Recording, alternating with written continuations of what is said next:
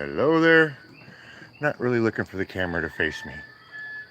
Really can't move the camera around here too much with this live stream thing apparently. But good morning. I'm on the big island of Hawaii. Nice, calm, quiet, peaceful morning, with the exception of the roosters.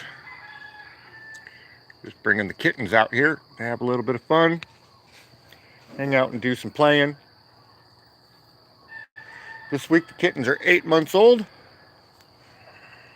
And in case anybody hasn't noticed, because I really don't expect anybody to go look for things like that, but these kitten videos that I've made aren't very good. They're kind of goofy, they're plain, and they do literally 20 times better than the music videos that I've made. I worked really hard my whole life learning how to be a musician, learning how to write songs. It was not easy to record songs with this Walmart cell phone. And to take a 1-minute video of a cat, which takes absolutely literally no talent at all, and to get hundreds and hundreds and hundreds of views and hundreds of likes and comments from a cat video, it's a little frustrating in comparison to one of my music videos. I mean, granted, it's not the best recording. I recorded it with the cell phone that's in my hand. I don't have a big budget. But I'll just let you guys in on a little secret. Inside the PHIHR SLUG playlist are 10 songs that are decent, and the recordings actually came out better, with the exception of one studio visit, than any of the fucking paid for studio demos, albums, CDs, whatever you want to call them, that I've made in the past with people. Apparently my Walmart, 8-year-old Walmart cell phone and a 5-gallon bucket can make better recordings than Seattle recording studios with people who went to school for mixing and recording. So, a little frustrating. Really like these cats. They're pretty cool. But as I just pointed out, that's a little strange that the YouTube community will invest hours and hours and hours of time into watching these cats, view after view, from something that took absolutely zero effort on my part other than pressing record.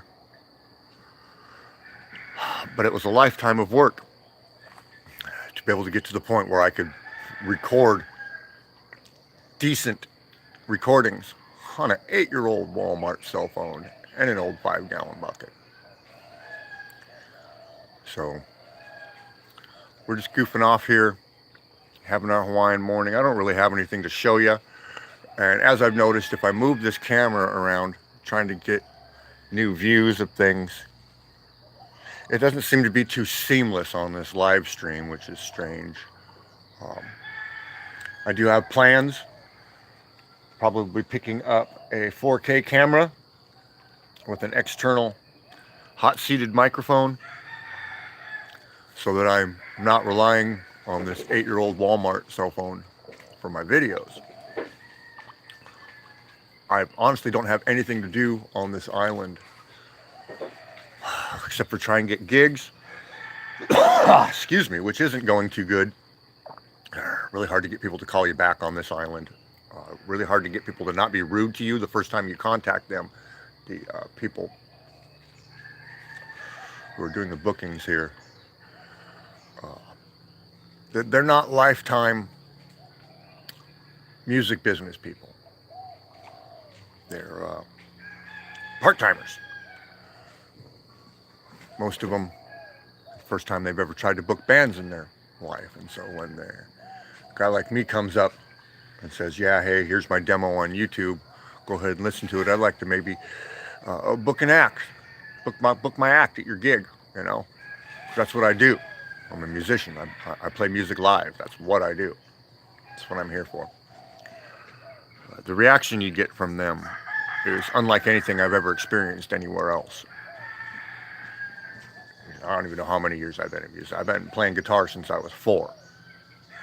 Next month I'm 55 years old, so I've been playing guitar for a little while. Been playing drums since I was 11. Been playing bass since I was 13. So you give that demo to the venues, which is really just you don't even have to give it to them anymore. They just have to go to a link and listen to it. And YouTube gives you back certain metrics, and so you can tell how long people are investing into listening to your demo. So the venues will listen to all of maybe 10 or 20 seconds of 1 or 2 songs and make their determination there. Unfortunately, that's not a very viable way to wade through a demo to decide whether the person's capable of following through with a gig at your venue. So I'm at 5 years on this island. I've been ready to play music for 4 now.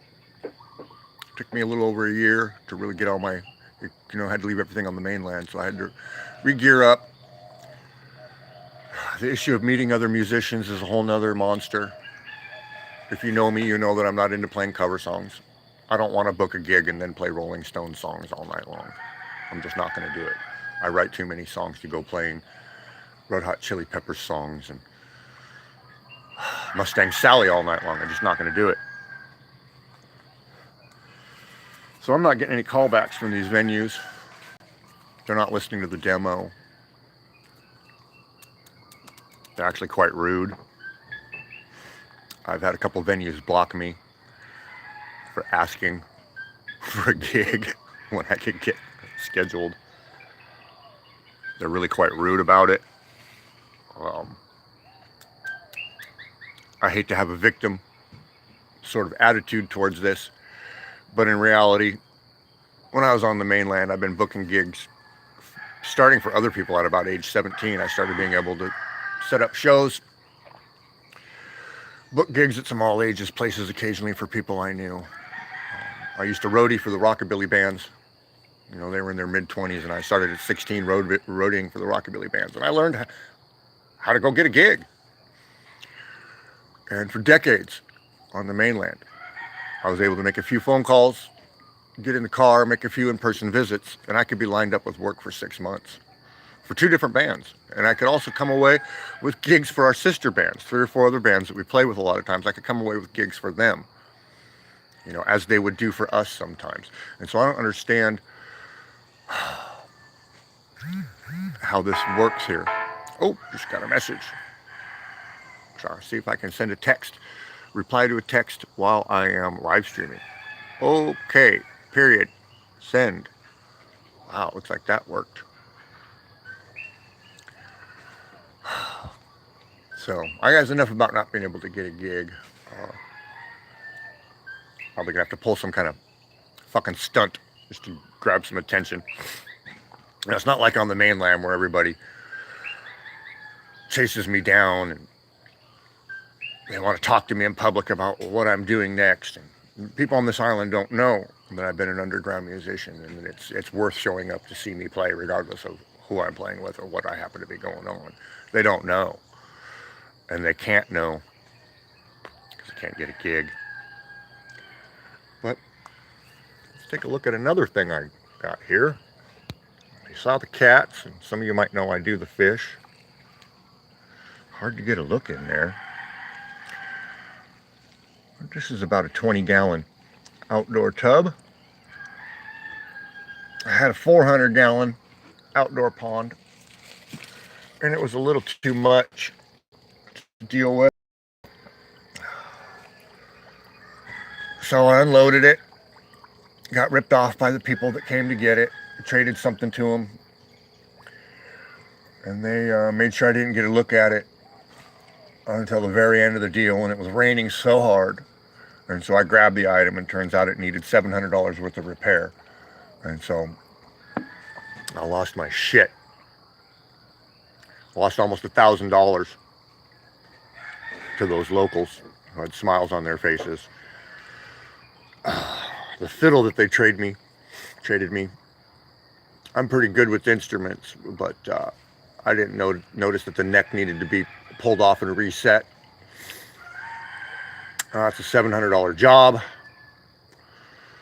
So I just traded the violin to the music store for a $100 guitar pedal. Basically making it so that I got nothing out of years and years of work on that strain of platy. They got probably $300 worth of fish out of me. Plus that tub, you know, those tubs sell for like $700. But I'm just as happy here with the $20 tub as I am rotate device, it says. I'm just as happy here with $20 tub as I am with a $1,000 tub.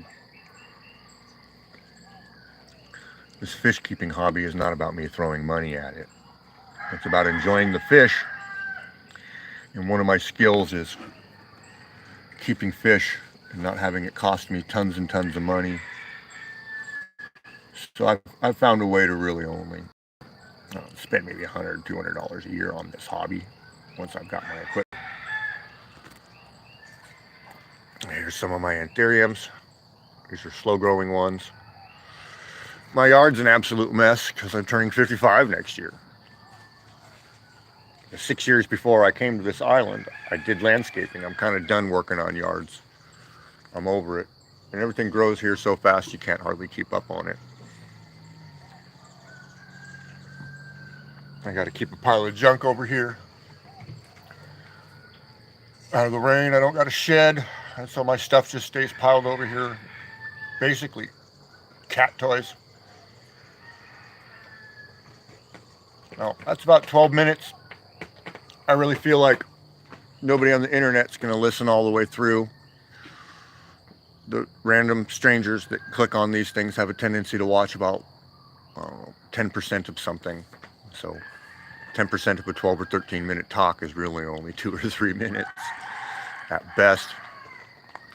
So for me and all the fish and the cats and my huge collection of jungle plants, thanks for stopping by, and hopefully my live streams in the future won't be so boring and pitifully self-centric.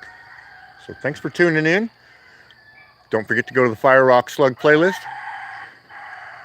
I guess I have to say it, but hit the stupid subscribe button. Share this with your people on the internet if you think things like this are interesting. If you don't, thanks for taking a look anyway.